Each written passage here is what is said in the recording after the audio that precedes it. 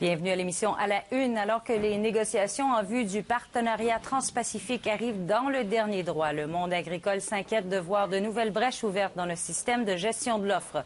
Surtout après avoir entendu le premier ministre Stephen Harper avertir que le Canada aurait à faire des choix difficiles.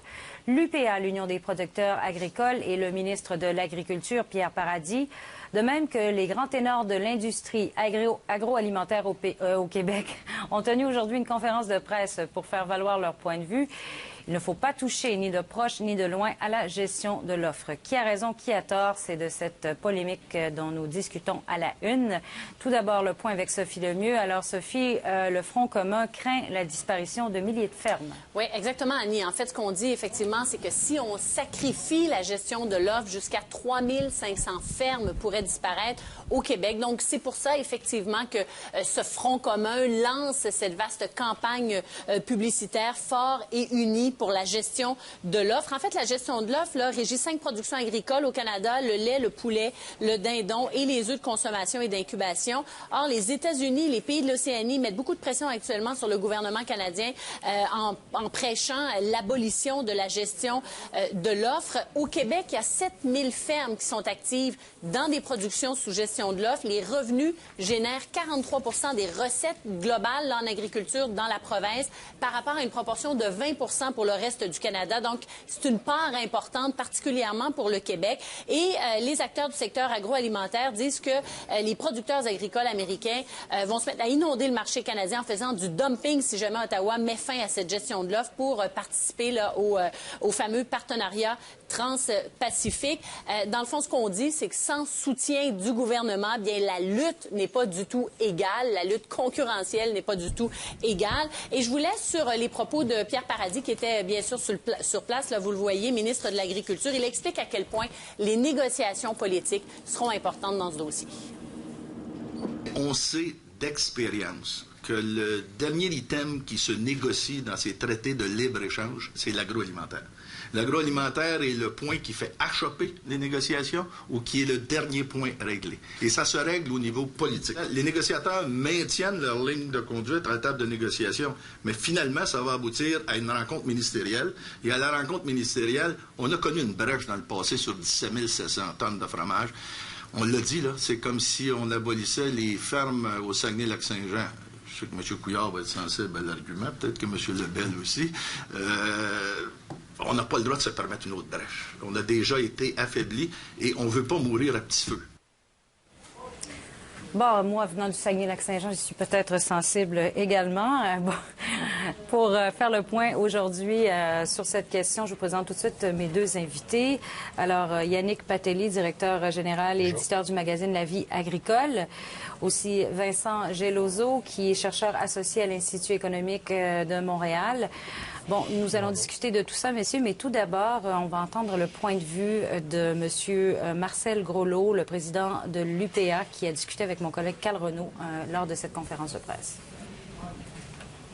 Le 2 % de production laitière qu'on a concédé dans la négociation avec l'Europe, c'est l'équivalent des fermes de tout le Saguenay-Lac-Saint-Jean. Alors, ça paraît peut-être minime pour le consommateur, là, mais pour les familles agricoles québécoises, les 10-12 000 familles agricoles qui travaillent en gestion de l'offre au Québec, c'est inquiétant.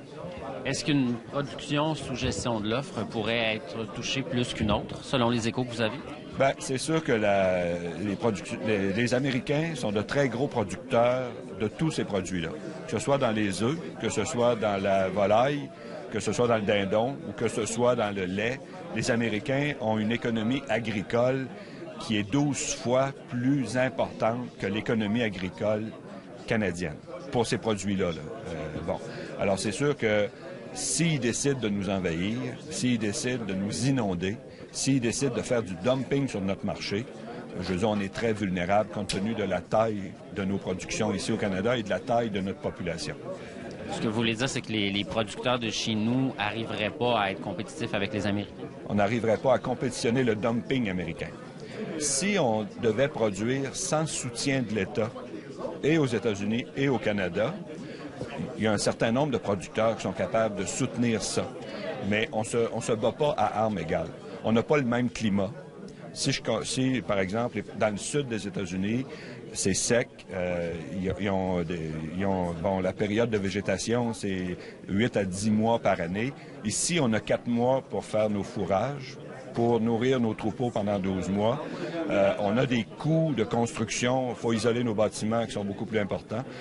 C'est sûr que juste l'impact climatique et de température crée une différence importante dans le coût de production.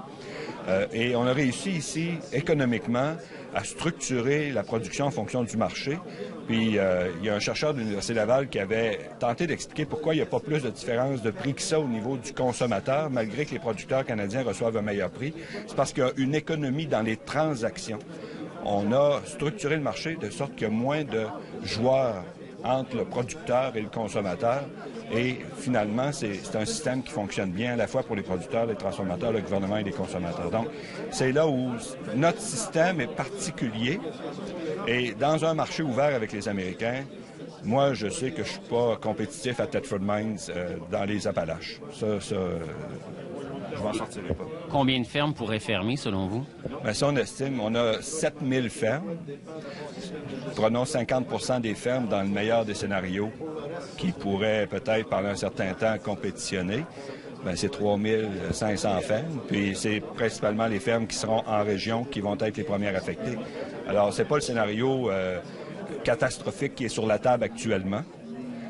Mais à chaque fois qu'on perd 1 % de la production, ou 2 % ou 3 % ou 4 %, bien, c'est autant de fermes qui disparaissent, c'est autant de transformations qu'on ne fera pas ici, c'est autant d'approvisionnement à la ferme qui ne se feront plus, c'est autant d'emplois qui vont être perdus. Là, dans le fond, votre argumentaire est basé finalement sur les conséquences que ça aurait pour l'industrie agricole qui existe, la transformation alimentaire aussi. Mais le consommateur, lui, il pourrait pas être gagnant si on éliminait la gestion de l'offre? On en doute fort, parce que on prend des exemples récents. L'Australie a aboli sa protection. En Australie aussi, il y avait un système de quotas, pas tout à fait comme le Canada. Ils l'ont aboli. Ils ont perdu 50 des fermes. Ils ont perdu 15 de la production. Et le prix du lait a augmenté de 14 ou 15 également.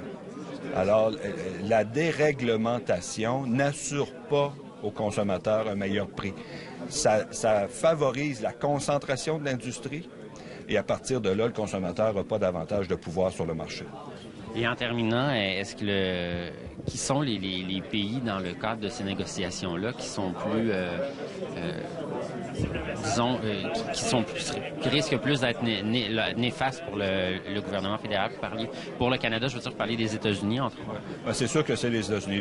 La menace pour nous, elle vient des États-Unis parce que les pays d'Océanie sont à 10 000 km de chez nous. Donc, c'est sûr que eux, si jamais ils exportaient des produits chez nous, ce seraient des produits, surtout de la poudre, des poudres pour ajouter au fromage ou des choses comme ça, parce que transporter des produits frais de la Nouvelle-Zélande ou de l'Australie, c'est quand même, il y a quand même un coût à ça. Puis l'Australie et la Nouvelle-Zélande sont pas mal à capacité de leur production actuellement. Puis ils ont un marché à proximité qui est la Chine. Donc, leurs visées sur le Canada sont davantage politiques. De mettre de la pression politique sur le gouvernement canadien pour obtenir d'autres choses en contrepartie de la protection que le Canada veut conserver. C'est ce type de joute-là aussi qui se passe dans la négociation. Par contre, les Américains, eux, c'est sûr qu'on est à proximité. Si on prend Toronto, Vancouver, Montréal, tu as un bon pourcentage de la population canadienne à proximité des frontières américaines. Et si tu approvisionnais simplement ces 3 villes-là, puis je peux ajouter Calgary, je veux dire, tu viens de faire le tour d'une bonne partie du Canada au niveau de la consommation, là. Puis tu n'es pas obligé d'avoir un réseau de distribution qui va partout, là. Alors, c'est sûr que c'est très...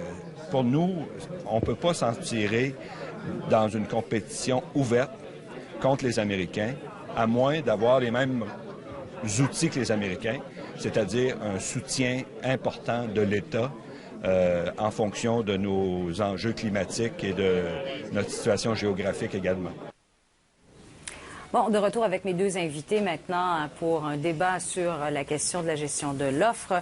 On a entendu beaucoup, M. Geloso, le point de vue pour le maintien de la gestion de l'offre, mais vous êtes pour, en fait, la libéralisation, un peu l'éclatement de ce système. On veut entendre ce point de vue-là. Bien, ce qu'il faut comprendre, c'est que la gestion de l'offre coûte 444 $ par année par famille en coût supérieur. Le chiffre est colossal, premièrement. Ça représente presque 1 % d'économie canadienne. C'est plusieurs milliards de dollars en prix plus élevé que les consommateurs payent. Et c'est pas vrai que ça aide les agriculteurs. Les agriculteurs, il y a quelques agriculteurs qui sont gagnants, mais les jeunes agriculteurs doivent rentrer dans une industrie dans laquelle ils doivent contracter une hypothèque pour acquérir une licence pour pouvoir produire du lait, des œufs, du poulet. Et ça leur coûte une fortune.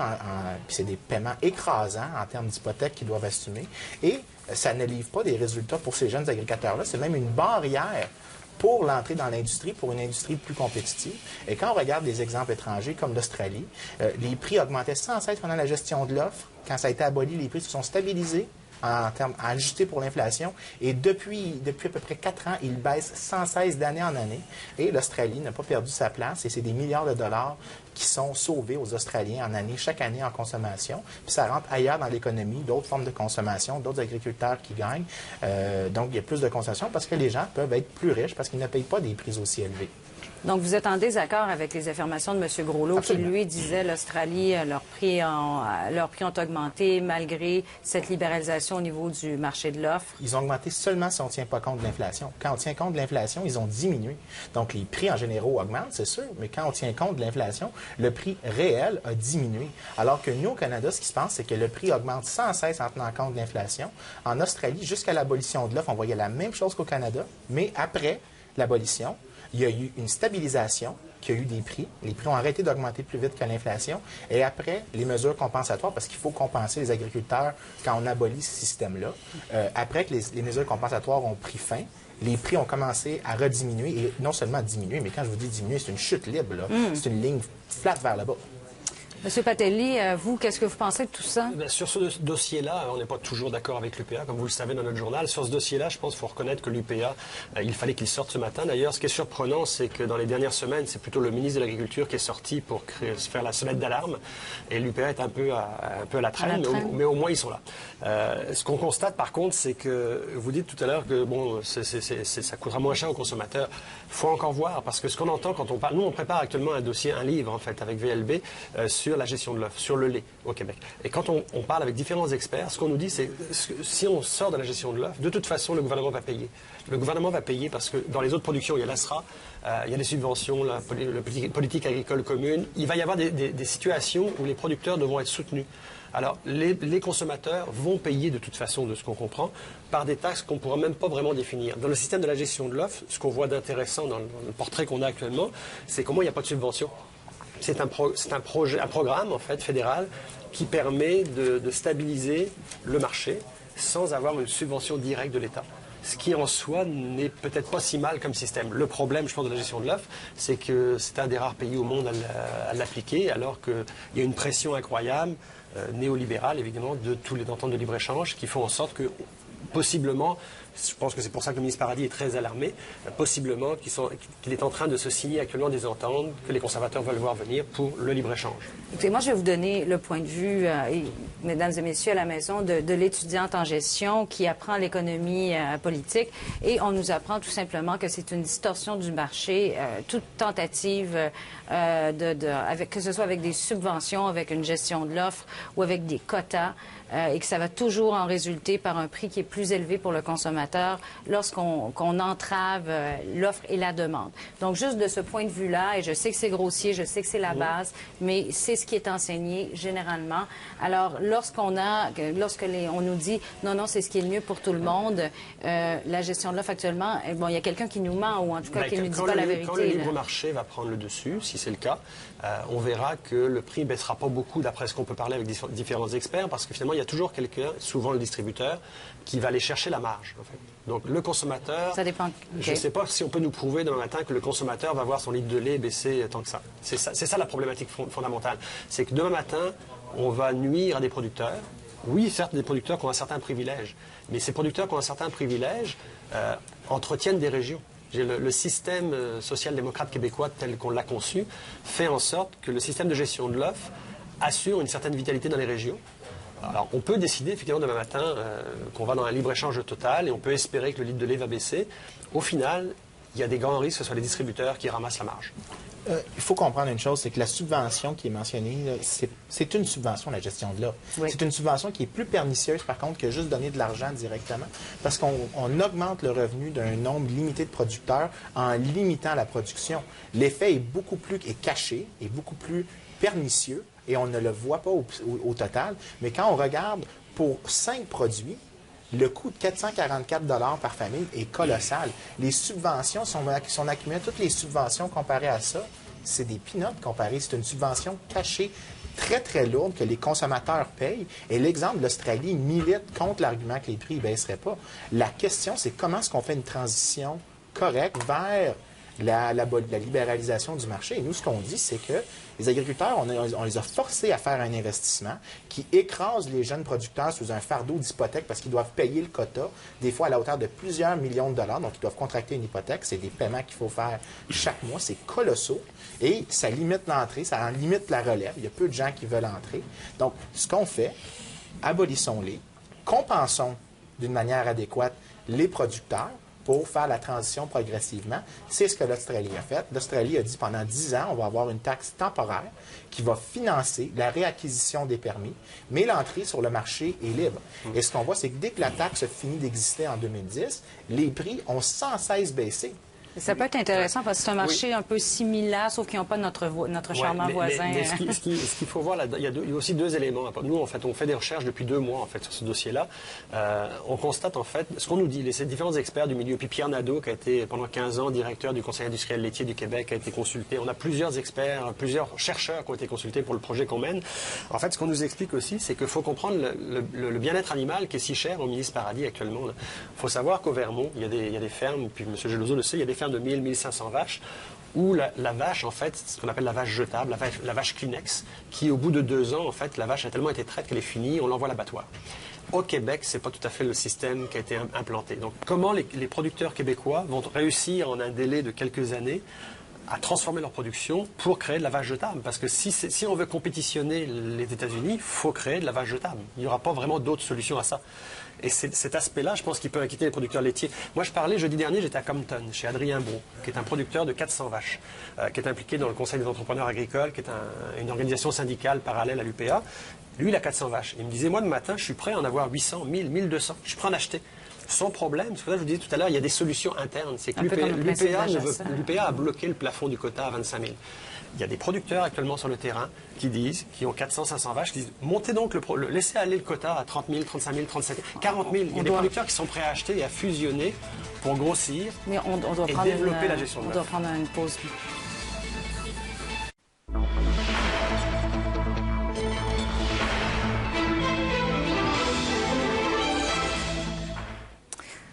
Bon, de retour à la gestion de l'offre, polémique sur qu'est-ce qu'on en fait, on la garde, on la jette. Il y a des accords de libre-échange pour lesquels il faudrait s'en débarrasser.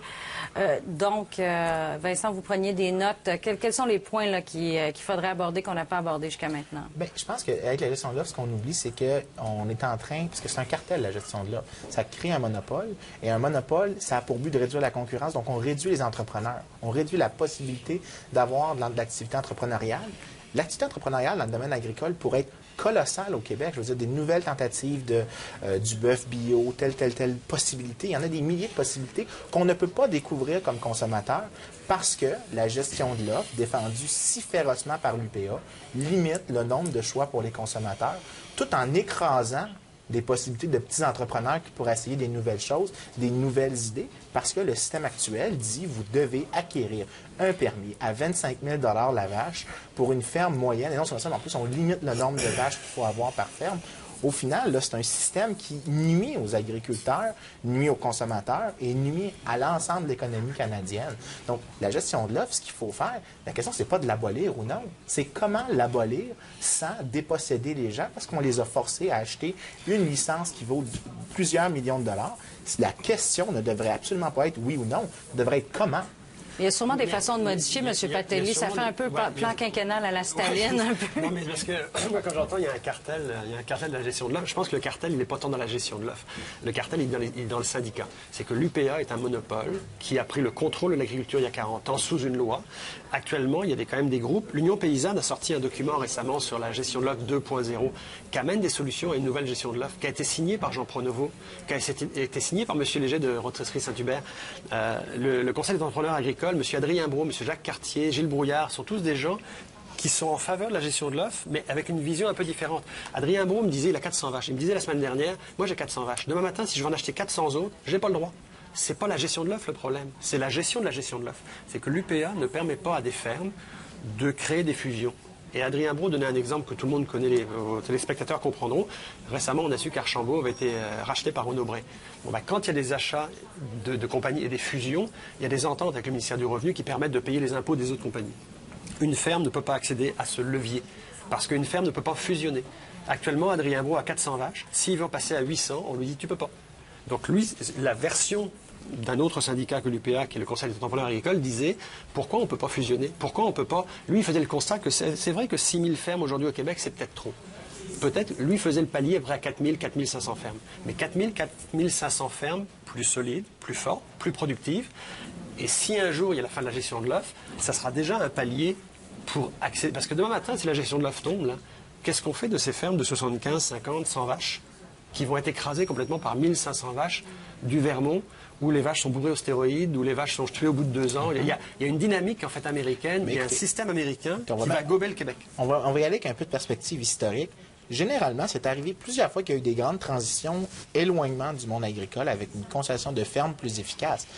Il n'y a aucune raison que ça ne se répète pas. La seule raison que ça pourrait être douloureux pour les agriculteurs, c'est parce qu'on les a forcés à acheter un permis qui vaut plusieurs millions de dollars et qu'on ne les compense pas pour ça. C'est pour ça que j'arrête pas de dire, la question ne va pas être oui ou non on abolit la gestion de l'offre, c'est comment on l'abolit. Oui, mais la valeur des quotas, c'est quelques milliards. Oui, c'est la confiance des banques. Mais là, l'Australie a fait exactement un plan d'abolition. Ils ont dit, on va abolir.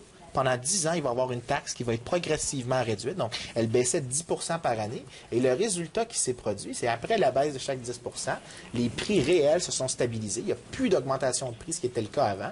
Et après la fin de la taxe, le prix est tombé comme une roche. C'était incroyable comme baisse, justement parce qu'on a fait un plan pour compenser les agriculteurs, parce qu'on ne peut pas les déposséder. Mais au final, consommateurs ont été gagnants. L'entrepreneuriat dans le monde agricole a pris une expansion et les gens, c'était un win-win pour tout le monde, là. Bien, écoutez, il nous reste seulement 30 secondes. Donc, on va voir, on n'a pas le temps de débattre plus longtemps de cette problématique. Bon, se rappeler quand même, vous êtes d'accord que les États-Unis, l'Union européenne sont quand même fort subventionnés dans ces domaines aussi. On verra qu'est-ce qui se passera avec cet accord transpacifique, qu'est-ce qui arrivera. Mais M. Harper a parlé de certains sacrifices. Bon, les élections prochainement, sûrement ça va rasser quelque peu de ce côté-là. Merci, Ménard.